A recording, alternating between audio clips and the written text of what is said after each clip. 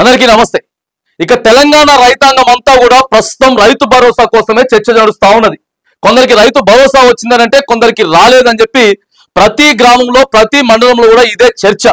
రానటువంటి అన్నదాతలంతా కూడా మన కన్ఫ్యూజన్ లో ఉన్నారు. మాకెందుకు రాలేదు, ఏం జరిగిందని చెప్పి బ్యాంకుల దగ్గరికి, ఆ తర్వాత అగ్రికల్చర్ డిపార్ట్మెంట్ ఆఫీసర్ల దగ్గరికి తిరిగి మరి వాళ్ళందరూ కూడా కనుక్కునేటటువంటి ప్రయత్నం చేస్తా ఉన్నారు. ప్రభుత్వం ఏమో 3 ఎకరాల లోపు ఇప్పటి వరకు మొత్తం ఇచ్చేసినాం, ఇక 4 ఎకరాల లోపు మొదలు పెట్టబోతా ఉన్నాం అని చెప్పి లెక్కలతో సహా ఇన్ని లక్షల మంది రైతులకి ఇన్ని కోట్ల రూపాయలు ఇచ్చినామని చెప్పి సాక్షాత్తు మొన్న ముఖ్యమంత్రి రేవంత్ రెడ్డి కూడా ఒక లిస్ట్ చూపించేటటువంటి ప్రయత్నం, ప్రజలకి చెప్పేటటువంటి ప్రయత్నం చేశారు. కానీ 3 ఎకరాల లోపే ఉన్నటువంటి అనేక మంది రైతులకు రైతు భరోసా వారి ఖాతాలలో పడలేదు. మరి ఎందుకు రైతు బంధు వాళ్ళ ఖాతాలలో పడలేదని చెప్పి విశ్లేషణ చేస్తా ఉంటే ప్రధానంగా ఓ వైపు సోషల్ మీడియాలో కానీ మరోవైపు ప్రభుత్వ వర్గాల్లో కూడా వినిపిస్తున్న ఒక మాట ఏంటి అని అంటే, కొన్ని ఖాతా నెంబర్లు, కొన్ని సర్వే నెంబర్లు మరి బ్లాక్ లోకి వెళ్ళిపోయాయి.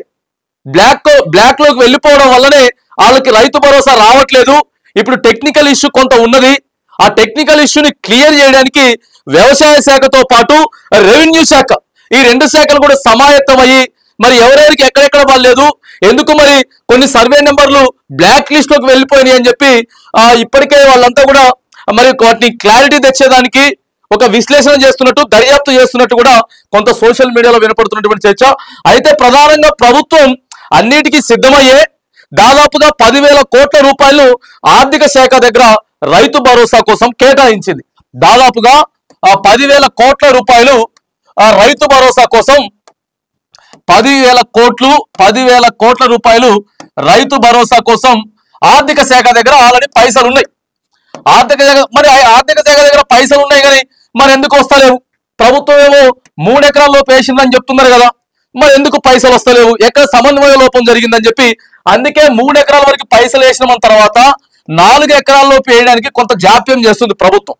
ఈ జాప్యం చేస్తున్నటువంటి సందర్భంలో ఎక్కడెక్కడ బ్లాక్ లిస్టులు పడ్డాయి, సో ఎక్కడ మరి ఏ శాఖలకు సమన్వయ లోపం ఉన్నది, అసలు ఎందుకు బ్లాక్ లిస్ట్ లోకి వెళ్ళాయి అనేది మరి క్లియర్ గా ఒకసారి చూస్తా ఉన్నారట, పరిశీలన చేస్తా ఉన్నారు. పరిశీలన చేస్తున్నటువంటి నేపథ్యంలో ఇక్కడ వ్యవసాయ శాఖ, తర్వాత మనకి రెవెన్యూ శాఖ, వ్యవసాయ శాఖ, రెవెన్యూ శాఖ, ఈ 2 రైతు భరోసాకు సంబంధించినటువంటి విషయంలో చాలా కీలకమైనటువంటి శాఖలు ఈ 2. ఈ రెండింటితో పాటు ఇక ఆర్థిక శాఖ కూడా కీలకం. ఈ 2 శాఖలకి రైతు భరోసా ఏదైతే ఉందో వ్యవసాయ శాఖ, రెవెన్యూ శాఖ కలిపి ఇగో ఇన్ని ఎకరాలు ఉన్నాయి, ఇన్ని సర్వే నెంబర్లు ఉన్నాయి అని చెప్పి మరి ఆర్థిక శాఖకు ప్రతిపాదన చేస్తే ఆడికెళ్ళి పైసలు పడేటటువంటి అవకాశం ఉంటుంది. కాబట్టి కొంత సమన్వయ లోపం ఉన్నది. వ్యవసాయ శాఖకి, ఆర్థిక శాఖకి సమన్వయ లోపం ఉన్నది. ఆ తర్వాత వ్యవసాయ శాఖకు మరి రెవెన్యూ శాఖకు సమన్వయ లోపం ఉన్నది. కొన్ని సర్వే నెంబర్లు పూర్తిగా బ్లాక్ లిస్ట్ లోకి వెళ్ళిపోయినాయి. మరి ఎందుకు బ్లాక్ లిస్ట్ లోకి పోయినాయి అని చెప్పి చూసుకుంటే మాత్రానికి ఒక గ్రామంలో ఒక సర్వే నెంబర్ ఉంటే దాదాపు 201 అనుకుందాం, ఒక సర్వే నెంబర్ 201 ఉంటే దాంట్లో మరి కేసీఆర్ ఒక 20 ఎకరాలు ఉన్నాయి అనుకోండి, మొత్తం ఇది 20 ఎకరాలు, ఆ 201 సర్వే నెంబర్ ఒక విలేజ్. సో ఆ విలేజ్ లో కేసీఆర్ ఇంత ముందు గుట్టలకి ఇచ్చిండు, మెట్టలకి ఇచ్చిండు, వ్యవసాయంగా యోగ్యం కానటువంటి భూములకి ఇచ్చిండు, తర్వాత వెంచర్లకు ఇచ్చిండు. ఏదైతే ఆ సర్వే నెంబర్ లో వ్యవసాయానికి యోగ్యం కాని, అంటే వ్యవసాయానికి అసలు వ్యవసాయం జరగట్లేదు అందులో, వాటికి కూడా కేసీఆర్ ఇచ్చిండు. కాబట్టి రేవంత్ రెడ్డి గారి ప్రభుత్వం ఇచ్చిన తర్వాత వాటిని తొలగిస్తా ఉన్నాం, ఇగో ఆ సర్వే నెంబర్ నుంచి వెళ్ళి ఈ ఎకరాలు తొలగిస్తా ఉన్నామని చెప్పి, ఫర్ సపోజ్ దీంట్లో మైనస్ ఒక 5 ఎకరాలు ఉంటే 15 ఎకరాలకే వీళ్ళు రైతు భరోసా ఇవ్వాలి. సో ఈ 5 ఎకరాలని బ్లాక్ లిస్ట్ లో పెట్టేశారు. 5 ఎకరాలని బ్లాక్ లిస్ట్ లో పెడితే ఆ 5 ఎకరాలతో పాటు ఈ 15 ఎకరాల లోపు కూడా బ్లాక్ లిస్ట్ లోకి వెళ్ళిపోయాయట.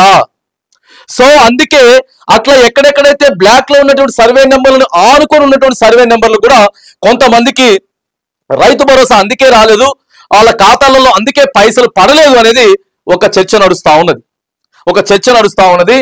మరి ఎక్కడెక్కడైతే ఉందో ఆ రైతన్నలే ఎక్కువగా ఇబ్బంది పడతా ఉంది. ఇలాంటి సమస్యలు ఎక్కడెక్కడైతే ఉన్నాయో అక్కడ ఇబ్బందులు పడతా ఉన్నారు. అందుకే వీటన్నిటిని కూడా ఇలా అయితే ఎక్కడెక్కడ బ్లాక్ లిస్ట్ లో పడినాయి, ఎంతమంది రైతులై పడినాయి, ఏ జిల్లాలో పడినాయి, ఏ మండలంలో పడినాయి, ఏ గ్రామంలో పడినాయి అనేటువంటి విషయం మీద ఇగో ఈ రెవెన్యూ శాఖ సపోర్ట్ తీసుకొని వ్యవసాయ శాఖ ఇప్పటికే కొంత మరి ప్రతిపాదనలు మళ్ళీ సిద్ధం చేస్తా ఉన్నారు, లోతుగా విశ్లేషణ చేస్తా ఉన్నారు. ఆ బ్లాక్ లిస్టులను వాటి నుంచి తొలగించేటటువంటి ప్రయత్నం చేస్తా ఉన్నారు. అందుకే కొంత సమయం లేట్ అవుతా ఉన్నది రైతు భరోసా రావడానికి. ఎందుకంటే 3 ఎకరాల లోపు ఇప్పుడే అనేక మంది రైతులు మాకు భరోసా రాలేదు అని చెప్తా ఉన్నారు. కాబట్టి కొంత లేట్ కావచ్చు. సో కొంత లేట్ అయినా కానీ ఖచ్చితంగా మరి వాటన్నిటిని కూడా తొలగించి మళ్ళీ వారికి కూడా రైతు భరోసా ఇచ్చేటటువంటి ప్రయత్నం ప్రభుత్వం చేయబోతా ఉందని చెప్పి ఒక వినపడుతున్నటువంటి చర్చ. మరిగా చూడాల ఈ ఎకరం నుంచి 3 ఎకరాల లోపు ఎంతమంది ఇట్లా సమస్య అయితే ఉన్నది, ఎంతమంది బ్లాక్ లిస్ట్ లోకి వెళ్ళిపోయినాయి.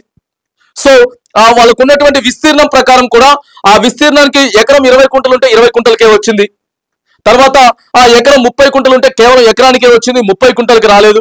ఇలాంటి సమస్యలు కూడా చాలా ఉన్నాయి. రైతన్నలు ఇలా ప్రాబ్లం ఫేస్ చేస్తా ఉన్నారు. కాబట్టి మరి వాటన్నిటిని కూడా తొలగించేసేసుకొని క్లియర్ గా ఎన్నైతే వ్యవసాయ యోగ్యం కానటువంటి భూములు ఉన్నాయి, ఆ తర్వాత వ్యవసాయేతర భూములు ఎన్ని ఉన్నాయి, మరి వాటన్నిటి కూడా మళ్ళొకసారి పూర్తిగా లోతుగా పరిశీలించి వాటన్నిటి కూడా బయటికి తీసుకొచ్చి ఆగిపోయినటువంటి రైతులకు కూడా మేము రైతు బంధు ఇస్తాం. ఎందుకంటే రైతు బంధు మీద పెద్ద ఎత్తున చర్చ నడుస్తా ఉన్నది. ప్రతి మీడియా ఛానల్ కూడా రైతు భరోసా ఎవరెవరికైతే రాలేదో వాళ్ళ కోసం ప్రశ్నిస్తా ఉన్నది. ఇప్పటికే వ్యవసాయ శాఖ మంత్రులు కానీ వ్యవసాయ శాఖ అధికారులు కానీ ముఖ్యమంత్రి గారి దృష్టికి కూడా పోయింది ఇదంతా. మనం వేసినాం పైసలు అని చెప్తున్నాం కానీ మరి అక్కడ రైతులకి పైసలు రావట్లేదు. వచ్చిన పరిస్థితి ఓకే, కానీ రానున్నటువంటి పరిస్థితి ఏంది? ఎంతో మంది మెసేజ్లు పెడతా ఉన్నారు, ఎంతో మంది రైతు భరోసా రాలేదని చెప్పి సోషల్ మీడియాలో చర్చ నడుస్తున్నటువంటి నేపథ్యంలో లోతుగా విశ్లేషణ చేసేటటువంటి ప్రయత్నం చేస్తా ఉన్నది ప్రభుత్వం. టెక్నికల్ టీం ఏవైతే ఉందో మరి ఆ టీం కూడా ఇట్లా ఎన్ని బ్లాక్ లిస్ట్ లోకి వెళ్ళిన సర్వే నెంబర్లు, ఆ సర్వే నెంబర్లు అన్నింటినీ కూడా తొలగించి రానటువంటి రైతు భరోసా ఎవరెవరికైతే రాలేదో అన్నదాతలకి వాళ్ళందరికీ అందించేటటువంటి ప్రయత్నం చేయాలి. ఏది ఏమైనా కానీ మనం మార్చి 31వ తారీఖు వరకు రైతన్నలకి పైసలు ఇస్తామని చెప్పినాం. కాబట్టి మార్చి 31వ తారీఖు ఈ టెక్నికల్ సమస్య ఏదైతే ఉందో ఎక్కడ సమన్వయ లోపం లేకుండా వ్యవసాయ శాఖ, రెవెన్యూ శాఖ, ఆర్థిక శాఖ ఈ 3 శాఖలు కూడా క్లియర్ గా పర్ఫెక్ట్ గా పనిచేయాలి. లేకపోతే ఈ పైసలు తీసుకపోయి మరి ఇప్పటికి కేవలం 3,000 కోట్ల రూపాయలమే ఇచ్చిర్రు. అది కూడా చెప్తా ఉన్నాం. 10,000 కోట్ల రూపాయలలో 3 ఎకరాల లోపు ఉన్నటువంటి రైతులకి మొత్తం కలిపి 3,000 కోట్ల రూపాయలు ఇచ్చింది. కాబట్టి సో ఇంకా 7,000 కోట్ల రూపాయలు పైసలు అట్లనే రైతు బంధు పైసలు ఉన్నాయని వినపడుతున్నటువంటి చర్చ ఆర్థిక శాఖ దగ్గర. సో ఈ పైసలన్నీ కూడా మళ్ళీ నిధులు మళ్లించకుండా వేరే దానికి నిధులు మళ్ళీ మరలిపోకుండా ఇప్పటికే మరి టెక్నికల్ టీం అంతా కూడా త్వరగా ఈ సమస్య ఏదైతే ఉందో ఆ సమస్యను పరిష్కరించి రానటువంటి రైతన్నలకి ఆ తర్వాత ఇంకా ఇవ్వాల్సినటువంటి రైతన్నలు ఎవరెవరైతే ఉన్నారో వాళ్ళందరికీ కూడా క్లియర్ గా మరి పైసలు జమ చేయాలని చెప్పి ప్రభుత్వం దగ్గర మనం ఒత్తిడి చేస్తా ఉన్నాం. రైతన్నలంతా కూడా ఎవరు దయచేసి నిరాశ పడకండి. కొంత టెక్నికల్ సమస్య అయితే ఉన్నది, కొన్ని నెంబర్లు బ్లాక్ లిస్ట్ లోకి వెళ్ళిపోయినాయి, వాళ్ళకి అర్హత ఉన్నా కూడా బ్లాక్ లిస్ట్ లోకి పోయినాయి అని చెప్పి ఒక చర్చ అయితే నడుస్తా ఉన్నది. కాబట్టి వాటన్నిటి కూడా రిమూవ్ చేస్తారు. దయచేసి ఎవరు కూడా మరి అందరూ కూడా సహనం పాటించాలని చెప్పి రైతులంతా కూడా దయచేసి ఆ ఓపికతో ఉండండి. మార్చి 31 ప్రభుత్వం మీకు ఇస్తామని చెప్తుంది. ఇవ్వని పక్షంలో మాత్రానికి ప్రతి పాయింట్ కూడా పిన్ టు పిన్ కూడా ప్రభుత్వాన్ని ప్రశ్నించేటటువంటి బాధ్యత, రైతన్న పక్షాన నిలబడి మాట్లాడేటటువంటి బాధ్యత ఖచ్చితంగా మనం తీసుకుంటామని చెప్పి కూడా రైతన్నలందరికీ మనం తెలియజేస్తా ఉన్నాం.